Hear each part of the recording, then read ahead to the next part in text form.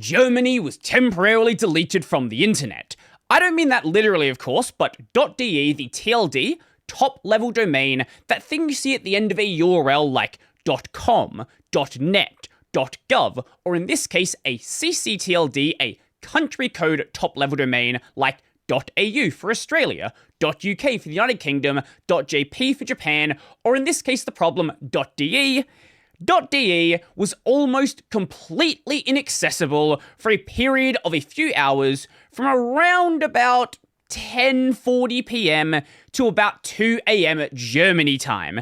So it didn't cause any major disruptions amongst most people. However, for the night owls out there, yeah, this was a pretty big deal. In the biggest duck-up since Germany was internet, the root DNS for .de is unavailable. Everything is down here. I'm sitting in a train and can't show my ticket, but the conductor also can't check it. Pretty much everything that used .de was completely broken, completely inaccessible. I feel kinda bad, I feel very bad for any of the sysadmins who got a very angry call late at night because whatever corporate website you're managing was no longer working. But there is one very important question with two very different interpretations. How did this problem happen? As in, I thought TLD were just some letters at the end of a URL.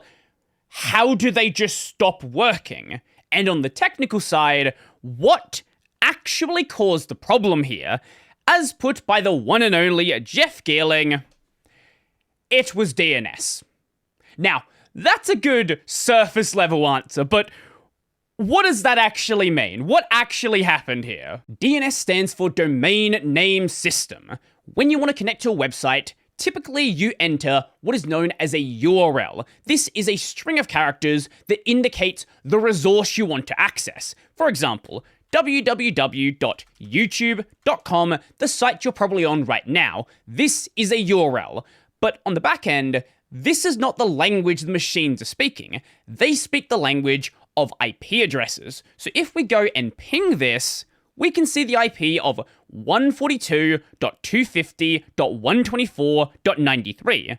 However, YouTube being a very large website, if we go and run that again, we get a different address, 192.178.187.91. Let's try again. That is different from the original one. So a third IP address. Unless you've got it behind something like Cloudflare, your random little blog probably only has a single IP address.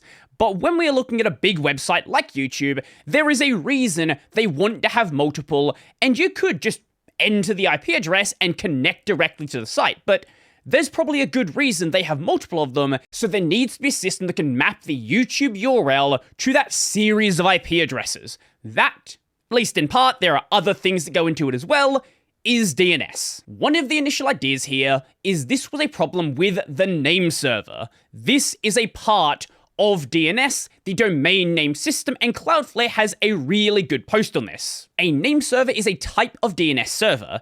It is the server that stores all DNS records for a domain, including A records, MX records, or CNAME records. What these are out of the scope for this video, but I will leave this page linked down below if you want to go check it out for yourself. Almost all domains rely on multiple name servers to increase reliability. If one name server goes down or is unavailable, DNS queries can go to another one. Typically, there is one name server and several secondary name servers which store exact copies of the DNS records in the primary server. Updating the primary server will trigger an update of the secondary name servers as well. Whilst it was an initial theory that there was a problem with the name server, this would also cause the sites to be inaccessible, that ultimately ended up not being true. Instead, it was a problem with something known as DNSSEC. Domain Name System Security Extensions. Whilst it might seem like they do, TLD don't just exist in the ether. You can't just say, oh, I'm gonna use .com or .net or .au or .jp or .li, or in this case, .de. All of these TLD have some sort of body that is managing that TLD. All of them do it in various different ways, but there is some sort of body that manages who uses the TLD, what the rules are, how it operates, all of this stuff In the case of .de, this is done by DNSSEC. They operate out of Frankfurt, Germany. And what some technical users started noticing, likely some of the sysadmins who are awake very late at night trying to deal with this problem, is they were seeing malformed RR-SIGs. These are cryptographic signatures assigned to these .de domains. So the point of DNSSEC, again, that is Domain Name System Security Extensions, is basically to ensure that the DNS records you're seeing are authentic. They've not been messed with in any way. So there have been cases of things like DNS hijacking, where you basically redirect the user to a page of the hacker's choosing. So you think you're going to www.youtube.com, and there is a man in the middle, and they redirect you over to "you've been pwned," hacker's domain, whatever place they want to send you to. And maybe they make it look like YouTube, maybe they make it look like, oh, you're supposed to run a command, or whatever it is they want to do. They've now got you on their website. Also, there is DNS spoofing, where it's basically the same idea. You think you're going to www.youtube.com, and what they do is change out the IP address to where you're going. So you still think you're at YouTube, but they've changed where the destination is. And these are your textbook definition of a man-in-the-middle attack. Now, there are various other pieces of technology that stop these attacks from happening. DNSSEC is just one of them. And the way it does this is by providing cryptographic signatures, those RR-SIGs, and public keys, DNS key, to compare the signature against. So if the signature is invalid, then you're obviously seeing an invalid domain. Something has been done here. Someone has messed with this. For you as a user with a computer to actually make use of DNS, you need something known as a DNS resolver. Now, most people are using the one provided by their ISP. Maybe you're using something like 1.1.1.1. This is provided by Cloudflare. Or maybe you're even going and hosting your own. But for DNSSEC to function, there has to be a source of truth. Each DNS zone is trusted because it's verified by its parent, but there has to be somewhere where that stops. There has to be, this is how we know this is valid.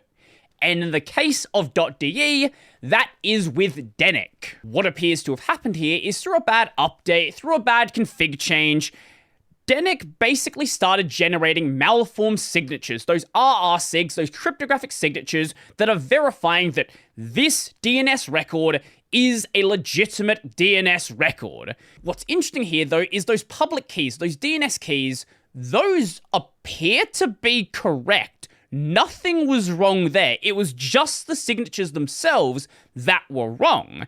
This resulted in any DNSSEC signed domain being basically inaccessible, because if the signature is wrong, then you can't use the public key to validate the signature, because it's always going to return, this is a wrong signature. But it wasn't just the individual domains themselves that were failing. There are .de domains that are not DNSSEC signed. However, they were in a DNS zone that was DNSSEC signed. These zones have a DS record, and again, if that record cannot be validated, the whole zone is now invalid. This resulted in basically everything failing to resolve, because pretty much every sensible DNS resolver is using DNSSEC if DNSSEC is available. So pretty much all of them were just failing to resolve the signatures, even though the sites themselves were working perfectly fine, their hosting was fine, the servers were fine, all of that stuff was good. The DNSSEC signature was failing, so it just assumed, oh, something is wrong here, this is not valid, someone is messing with this. You're not going there. But some DE domains were still accessible during this situation. That part is not yet fully understood, but is most likely due to caching. Whilst this was all going on, DNSSEC published a status page. DNSSEC disruption affecting .de domains. DNSSEC EG is currently experiencing a disruption in its DNS service for .de domains. As a result, all DNSSEC signed .de domains are currently affected in their reachability. Now, as we discussed, this was not entirely true.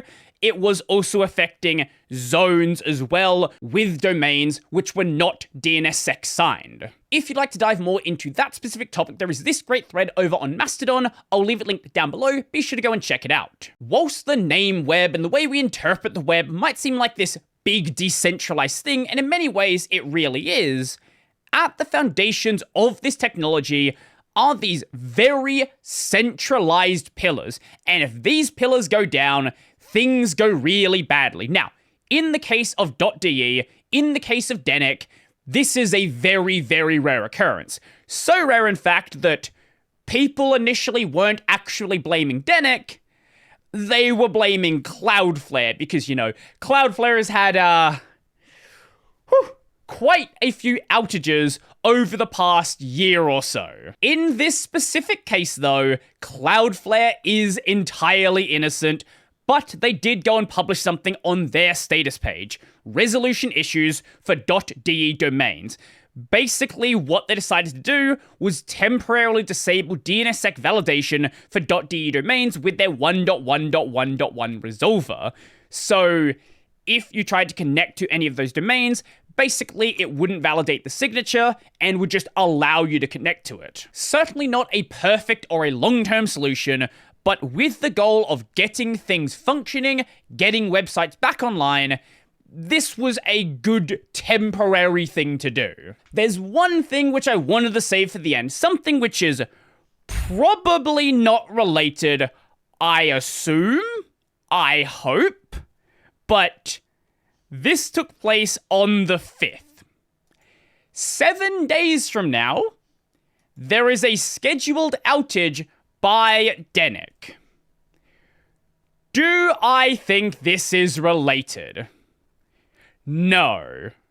However, the timing is very amusing. With all that being said, my love goes out to the sysadmins out there who got called very late at night to fix a problem that was not your problem to fix because you had nothing to do with it, but your boss didn't know that, so you still had to come into work very late at night. So, get some claps, get some W's in the chat for all of the sysadmins who had to stay up very late to fix a problem that they couldn't fix. Anyway, if you liked the video, go like the video. Let me know your thoughts down below. Were you one of the sysadmins who got called very late at night to fix this problem? I would love to know. So, if you liked the video, go like the video, go subscribe as well, and if you really liked the video and you want to become one of these amazing people over here, check out the Patreon subscribe to Daily Bearer Pay, linked in the description down below. That's going to be it for me, and don't let the DNS see you.